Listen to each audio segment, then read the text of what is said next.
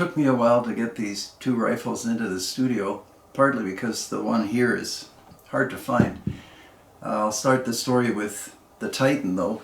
Probably a lot of you know the Titan. It's a big, strong action. A lot of people are reminded of the Weatherby. Now, first off, I have to talk about the manufacturer's name. I get a lot of comments, you're mispronouncing different things. And this manufacturer is Voere, and if you travel around North America, most people say Voere, and my German friends and others say it's supposed to be pronounced Fur.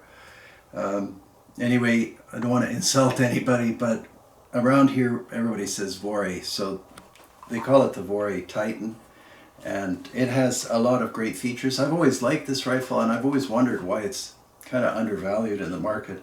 Beautifully made in Germany, and there's an aspect to this rifle that I'll show you later on in the video, which is quite remarkable. Anyway, I heard about the Titan, owned a few of them over the years, and people said the Shikar, which is also made by Voere, is the same action, and you'll often see them advertised. Not that you see them for sale often, but when you do, they say same as the Titan. So I thought, well, I'll wait till a decent one shows up and get it in the studio, and I knew they were different, but I'll just show you how different they are. So it's the same manufacturer, Voere or Fur, and yet entirely different. Of the two, well, it's hard to pick always rifles, but some interesting features on this one. The bolt is very slick, and you can see it has milled grooves in it, which often leads to smooth operation. The safety is interesting. It's back at the back of the action. I'll just move this aside. That's the safety there. And I'm not sure exactly what it locks, but it's an interesting location. And if I were handling the rifle from a normal position, I wouldn't be making that much noise taking it off. You can operate it silently. The stock design, and this particular rifle has, I think it's a very nice stock. I don't know when this was made, probably in the 70s. And whoever purchased it didn't use it at all. It's kind of interesting, the scope base, which is a Redfield, has two attachment screws. I don't see that often. I'm not sure if I've ever seen that. Usually it's just one, but maybe it's common. I'm not sure. The receiver has a nice flat profile, which is good for mounting scopes, and everything on this rifle is steel, walnut, or aluminum. So for the video, I of course removed the screws before filming, and I'll show you how the floor plate releases. So you just push the button in the trigger guard, and that makes it possible to empty the magazine, which is a typical magazine, and everything works the way it should. And then to take the action out, just like that, and here's a very clean looking action. When I say clean, it's very simple, and the trigger is even reminds me of a Mauser, like Mauser 98 trigger. Very straightforward design. And how do we take the bolt out? I think just like that. So there you've got three lugs, and you can see this is going way back to the 70s, but they already had the three lug design figured out, and long before that. The receiver is beautifully made with a proper recoil lug, integral with the action, no washers, no spacers, and this is threaded into the barrel. It's a very well made rifle.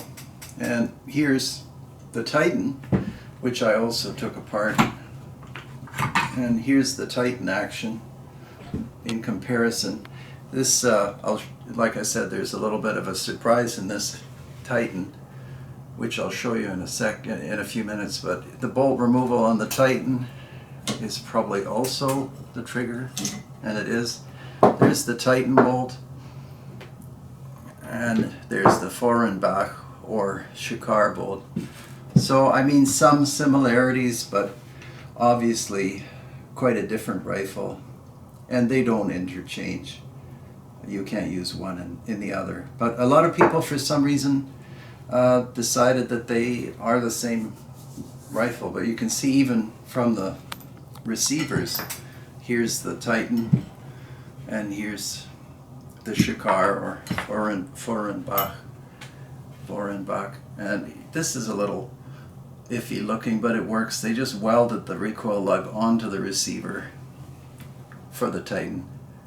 But now just looking at it, I would far rather the manufacturers weld on these recoil lugs than have all these weird contraptions where the recoil lug is a washer in the stock, that like I've shown you before.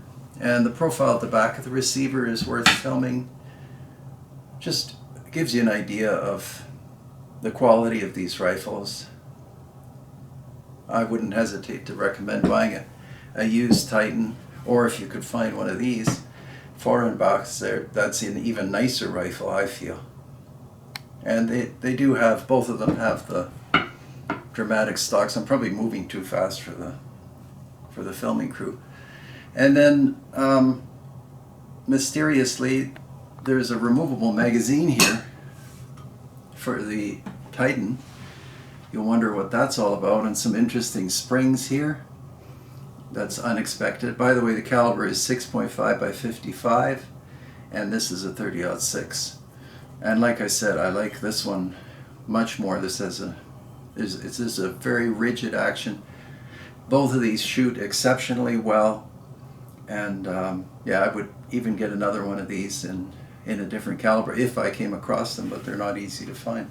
Stock design, well, I showed you a bit already. I'll take this out. It's typical floor plate for the Vorenbach, and follower and spring, you know, a version of the Mauser design. Really well made, and this is aluminum.